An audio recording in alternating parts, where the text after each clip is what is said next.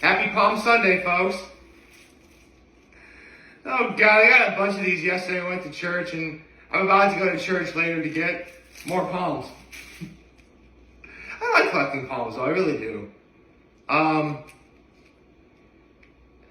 have to say, when I went to church yesterday, and I mentioned this in my video, in yesterday's video. Whenever Palm Sunday happens, I always dread it because we have to read the entirety of the Passion of the Christ. And I'm thinking, okay, this service is going to be at least an hour and 15 minutes. We got out in an hour. In fact, if I have a lull regarding all of yesterday, it's the fact that my father set up the reservation for having dinner at Sorge's at 6:30, thinking that the service is going to be that long. We had to wait outside of Sorge's for like a half hour so they could get our table ready. But that's really about it. Oh, and it was cold. Yeah, it was cold yesterday. But my high was, got some palms, went to church and did with my family, hung out at Illegal for a little while, saw some friends there, went to Picks for a little while. And you know what, I have to say, because I know that March Madness, college basketball is going on right now, but as someone who used to wrestle and D1 Nationals were on, it really felt good to watch that stuff again. Especially when I was at Picks and, the owner and, several people who were there were wrestlers. So, it was kind of cool to watch that stuff again. Not gonna lie, I kind of wanted to spar again after so long. Maybe someday I'll get... If there was a way for a grown man to get back into wrestling, I'd really appreciate that. I mean... I do need to get a competitive fire in me again. I do. I mean, honestly, ever since I hurt my foot last year, I've kind of been scared of really going to work out in earnest. So that's kind of what has me a little bit nervous. But maybe I don't know. So that was my high. My act of kindness was I helped my folks watch my nephews when we were at dinner last night. And actually, I have one more thing to add to my high.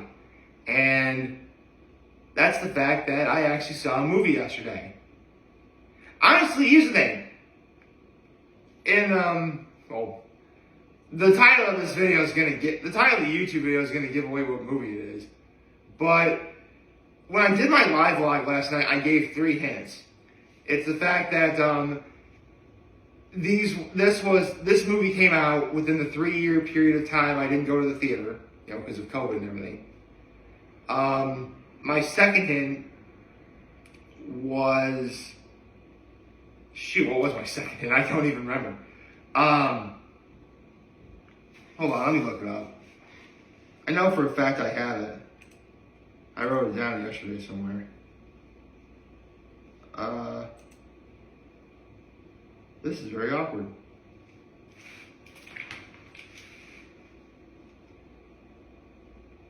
Right. The movie was also reviewed by Doug Walker, A.K.A. the Nostalgia Critic. So, the movie was reviewed by the Nostalgia Critic. And my last hint was the fact that it's a comic book movie. Again, if you're watching this on the YouTube, on YouTube, the title of this video is already going to give away what it is. I saw The Batman. I mean, honestly, it's a movie I've been wanting to see for quite a while. And when I heard that it was leaving, seriously, every once in a while when I'm on Netflix, I see that The Batman appears as an option to watch. And it says leaving soon. That leaving soon sign's been on for what feels like 3 months now. Is it actually going to leave soon? Turns out it's actually leaving on March 31st. Literally Easter. So, point is I got to see it last night in earnest. And that's the cool thing about watching your video. That's a good thing about watching a movie at home. You can pause the video, go to the bathroom, get yourself some snacks, do whatever you want. It was awesome. I was literally eating my breakfast as I was watching this movie. It was awesome. But, well, that experience was awesome. As the movie for itself, well, let's talk about that, shall we?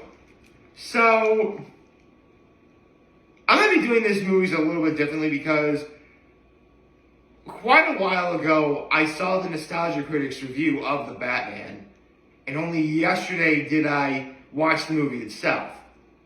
After I saw the movie, though, I rewatched the Nostalgia Critic's review of the Batman to see if any of my opinions were similar to his. Because usually it is. Usually they are. I mean, sure, I disagree with...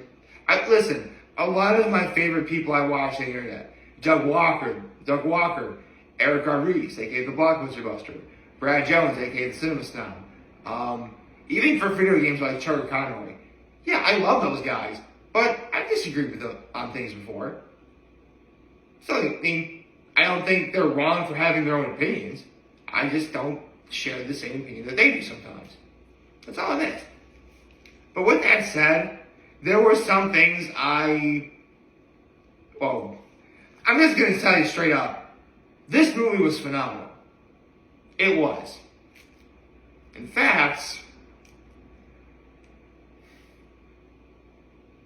I would actually rank this as my third favorite Batman movie of all time. Really. It's number 3 overall for me. I would say it's right behind, and keep in mind, I am cheating a little bit because I'm doing animated films as well. I would say it's the Batman, Mask of the Phantasm, Under the Red Hood.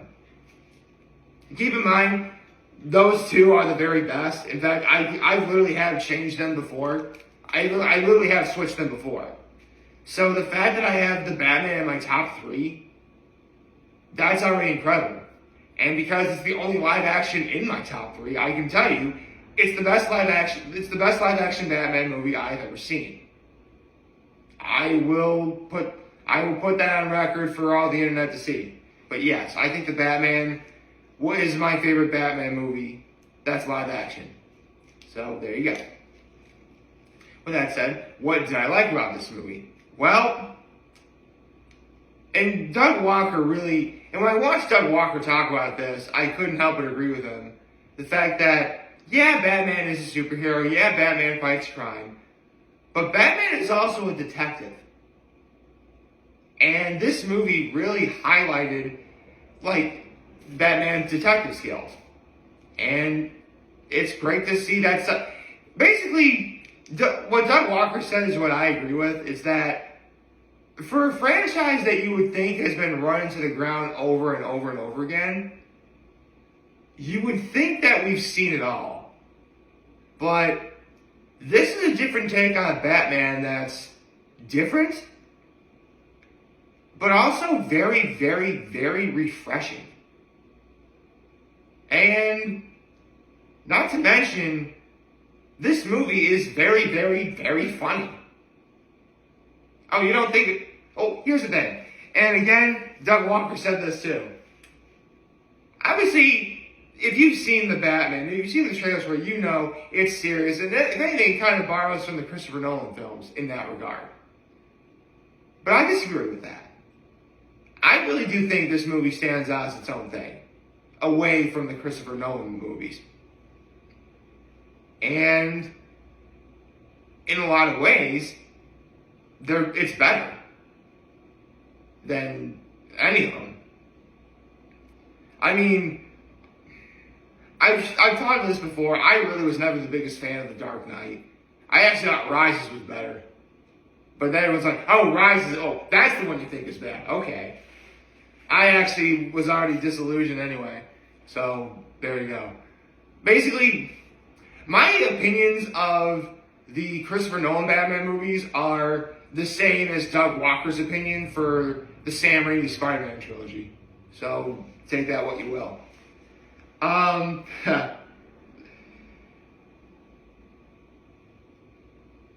Let's see, where do I begin with this movie?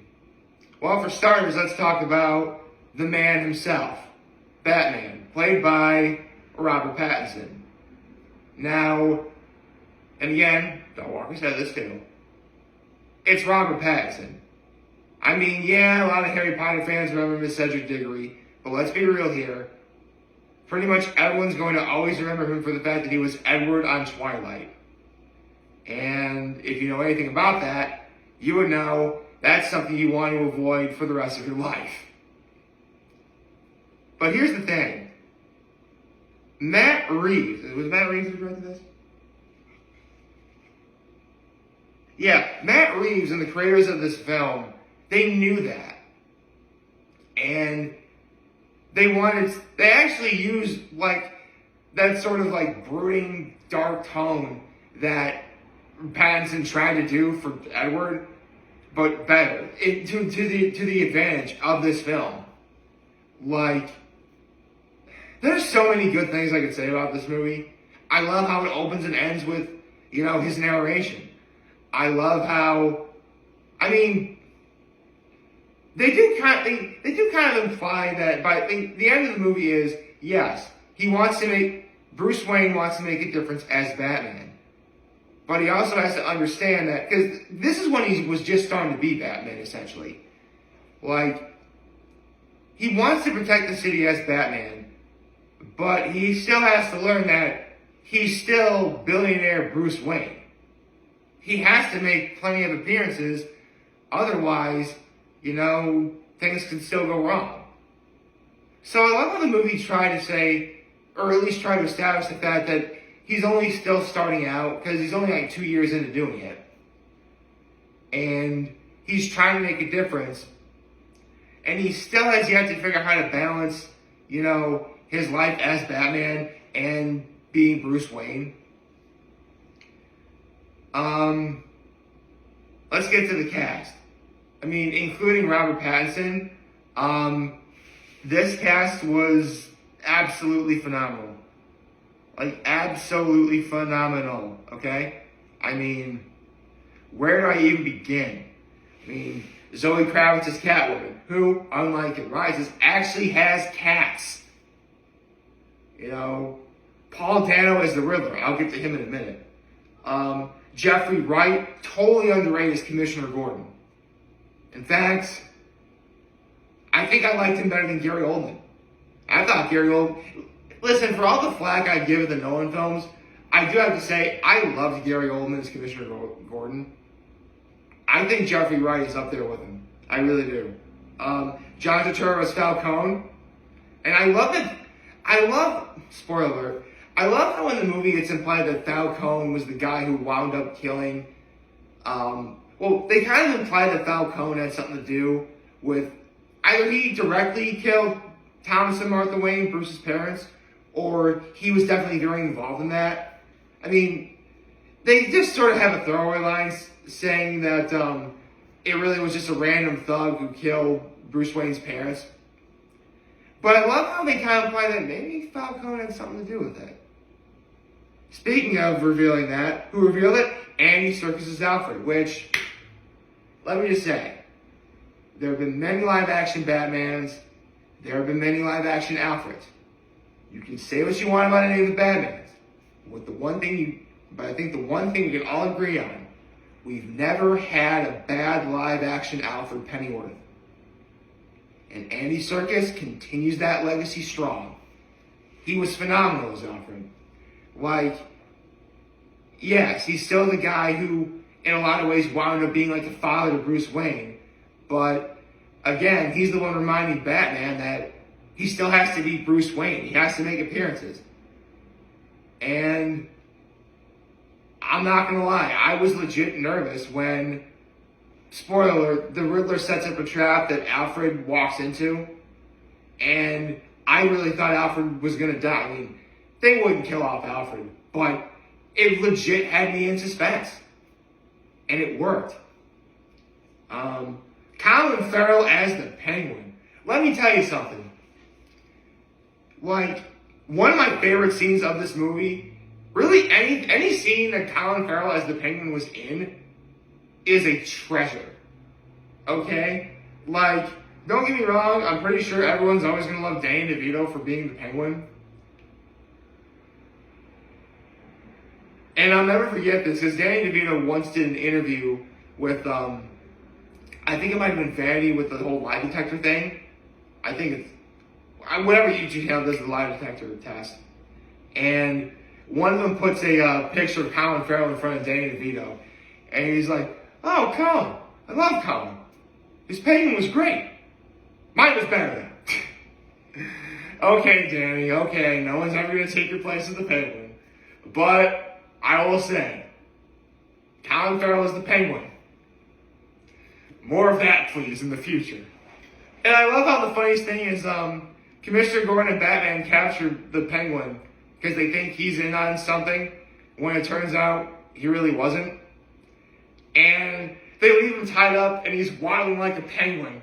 It was great. I love that. Like, here's the thing, and I'm going to mention this in a second. I'll mention for this in detail in a minute. This movie is very, very, very funny. It is.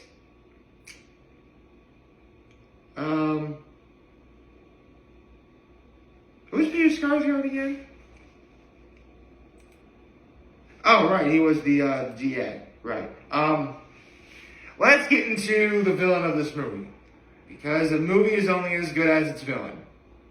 And with all due respect to Jim Carrey, Paul Dano absolutely killed this as the Riddler. He did. The one thing that Doug Walker really mentioned in his review, and I have to agree with this as well, they really didn't need to cover his face for a lot of things. Because Paul Dano, that guy can act. And without his mask on, and when you see his facial expressions, it is chilling how good he is as the Riddler. Him like going crazy in Jane Arkham, singing the Ave Maria, which I love that the movie opened up with Ave Maria too. Actually, speaking of another thing I loved about this movie, the car chase that you see in the trailer, it lives up to the hype, okay? It totally does. And honestly, there's one, not negative, but sort of a critique, and Doug Walker pointed this out as well, is that the climax of the movie does fall a little bit flat.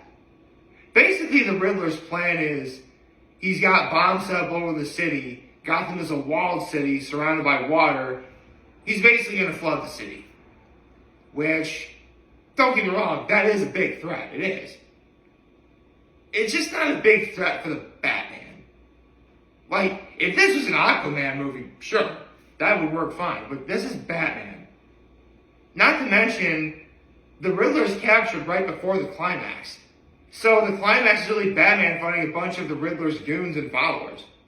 That's all it was. And don't get me wrong, the fight scenes at the end are phenomenal. They are. And there is a legit threat with, and even though Doug Walker didn't really buy flying the city as much of a threat, I bought it a little bit more than he did. I actually didn't mind it so much. Speaking of the Riddler, and yes, I'm well aware of the mid-credit scene with him teasing the Joker, even though they shouldn't do the Joker yet. I mentioned earlier that this movie is very, very, very funny. And it is. Many people don't think so. And Doug Walker said this absolutely brilliantly when he said, if you don't find this movie funny, then you need to seriously rethink your worldview on the concept that is a grown man dressing like a bat, fighting crime, scaring criminals in the process, because criminals are, and this has been said many times over the many years that Batman has existed, a superstitious, cowardly lot. That's really what the Batman is. I mean, it's a comic book movie. There needs to be funny. There needs to be some levity. The humor in this movie, a little bit darker than normal, but it's still there. And it's great. Honestly, I can't wait to see what happens next with the Batman. I know like the next movie isn't going to be until like 2026, and I really hope they push it up sooner. I mean, here's the thing. Like, this movie was actually nominated for 3 Academy Awards. Actually, what awards was it nominated for? Holy cow. It couldn't have been for... No.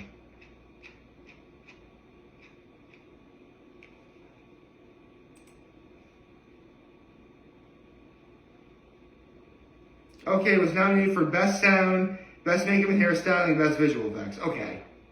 Alright. But, I was about to say, it was nominated for an Academy Award. Wait, I don't remember Robert Pattinson getting nominated. Certainly not for this, but no, it's... But again, 3 Academy Award nominations? Even, obviously it didn't win. That's a damn impressive feat though, guys. If I made a movie that's even half as good as that, if it wanted to be... Here's the thing. If I wanted to make a movie, wanted to be one of the worst movies ever made, and it got, like, these kinds of reviews, I'd be okay with that, no problem. So, yeah. I love this movie. This movie was fan-freaking-tastic. It's my favorite live-action Batman movie of all time. And, don't get me wrong, I had much respect for Michael Keaton. I have much respect for Ben Affleck. But I gotta tell you, Robert Pattinson, you know what? He's not the Batman we wanted. He's the Batman we deserve. Like, I'm sure he still gets some flack for being Edward from Twilight. Just know that I'm not going to be one of those people.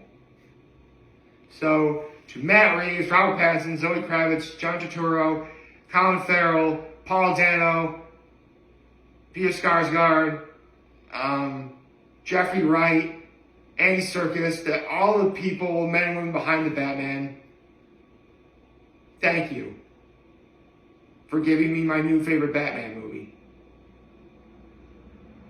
I mean, again, live action, I should say.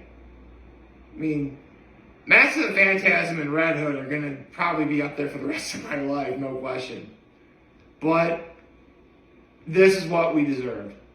And I mean that in the best possible way. I hope you like this video. If you like, subscribe to the YouTube channel or on social media. As always, I have a very homemade video for all you guys who are watching. Enjoy for the game. Hopefully you have a wonderful, wonderful, wonderful Sunday. Every out of the week. And remember, ladies, want to talk to us, be here to lend you. Once you're back, take care and make good choices. 607 all day, baby.